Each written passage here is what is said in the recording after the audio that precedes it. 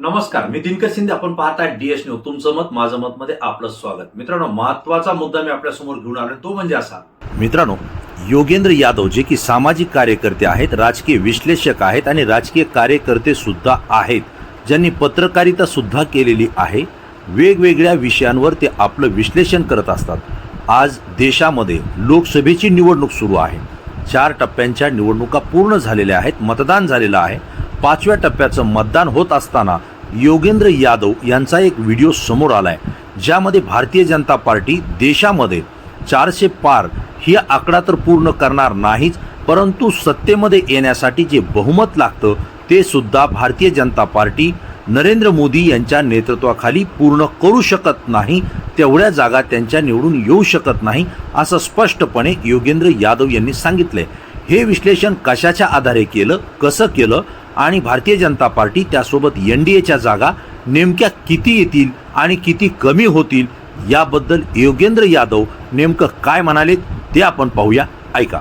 इस वीडियो के माध्यम से मैं आप तक देश का सबसे बड़ा सच पहुंचाना चाहता हूं, जो आज दबाया और छुपाया जा रहा है. और वो सच ये है कि इस लोकसभा चुनाव ने करवट ले ली है.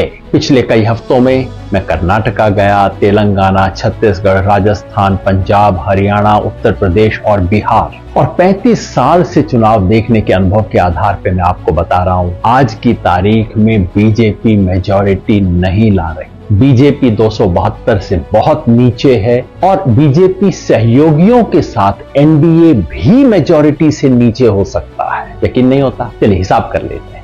2019 में बीजेपी को आई थी 303 सीट और अपने सहयोगियों के साथ एनडीए को मिला के आई थी 353. अब एक एक स्टेट में देखिए क्या नुकसान और फायदा होता है. कर्नाटका 28 में से 26 एनडीए के पास हैं और उन्हें कम से कम 10 सीट का नुकसान है. महाराष्ट्र में 48 पे 42 में बैठा एनडीए कम से कम 20 सीट हार रहा है. राजस्थान में और गुजरात में 51 में से 51 सीट इनके पास है.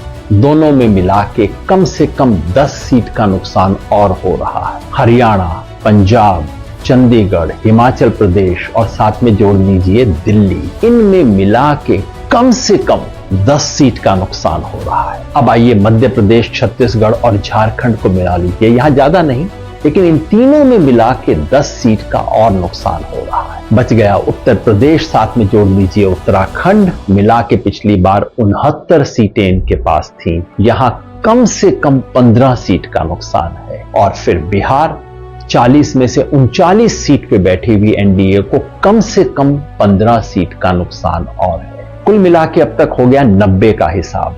पूर्वोत्तर देख लें, पश्चिम बंगाल, पूरा नॉर्थ ईस्ट और साथ में जोड़ दीजिए जितने भी छोटे मोटे यूटी हैं, ज्यादा नहीं, यहां पे भी मिला के 10 सीट का और नुकसान है. यानी कि अब तक हमने देखा बीजेपी और एलाइज को 100 सीट का नुकसान, 75 का सिर्फ बीजेपी को और 25 का एलाइज को. लेकिन आप कहेंगे कुछ जगह फायदा भी हो सकता है. हाँ, तमिलनाडु, केरला और तेलंगाना में मिलाकर बीजेपी को 5 सीट का फायदा हो सकता है. और आंध्र प्रदेश में चूंकि टीडीपी साथ है तो वहां सीधे 10 सीट का फायदा हो सकता है. टोटल कर लीजिए, बीजेपी को 65 सीट का नुकसान, एलाइज को 15 सीट का नुकसान. यानी कि अगर आज की स्थिति को देखें, ये मोटा गणित है, कोई एग्जिट पोल नहीं है, आज की स्थिति को देखें तो बीजेपी 233 पे 70 सीट का नुकसान. साथ में एलाइज को जोड़ दें, एलाइज को आएंगी 35 सीट आज के हिसाब से, यानी कि 268 मेजॉरिटी से एनडीए भी नीचे हो सकता है. कम से कम आज की तारीख में नीचे चल रहा है.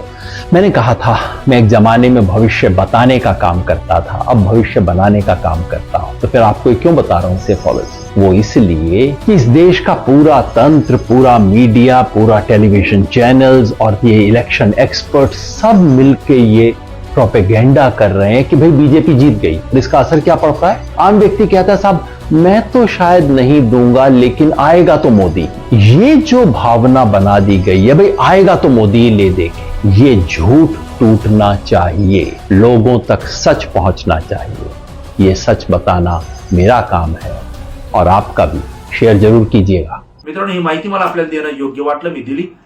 तुम्हाला काय वाटतंय की मोदींची लाट या देशामध्ये आज आहे का मोदींचा आकडा जो होता, भारतीय जनता पार्टीचा आकडा होता आपकी बार 400 पार, आता तो येऊन टेकलाय आपकी बार मोदी सरकार. आता पुन्हा मोदींचं सरकार या देशामध्ये येईल का? तुम्हाला काय वाटतं या प्रश्नाचं उत्तर तात्काळ द्या, कारण तुमची प्रतिक्रिया अत्यंत महत्वाची असते, कारण ती अभ्यासपूर्ण असते आणि संपूर्ण महाराष्ट्रातून आलेली असते. पुन्हा नवीन विषय नवीन मुद्दा घेऊन आपल्या समोर येईल. तोपर्यंत धन्यवाद.